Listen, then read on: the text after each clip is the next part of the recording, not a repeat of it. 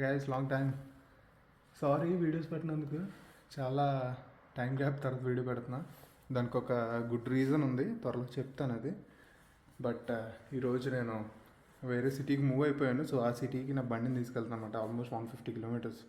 Weather అయితే దారుణంగా ఉంది, వర్షంగా చల్లగా దారుణంగా ఉంది. సో అంటే నేను నా ఇన్స్టా 360 తీసుకురాలేదు. సో సో మామూలుగానే వెళ్తున్నాను అనమాట ఈ వర్షంలోనే. బట్ చిన్న మినీ బ్లాగ్ చేద్దామని చెప్పి డిసైడ్ అయ్యా. So I hope this is okay. ఇది పరిస్థితి. వెదర్ అయితే భయంకరంగా ఉంది. చూద్దాం ఎలా వెళ్తాము. పెట్రోల్ ఫ్యూలింగ్ అయిపోయింది. సో ఇక్కడ నుంచి 152 కిలోమీటర్స్ ట్రావెల్ చేయాలి. Look how the weather. But తప్పదు, ఈరోజే కుదురుతుంది, లేకపోతే తర్వాత ఇంకా చల్లగా అయిపోతుంది వెదర్.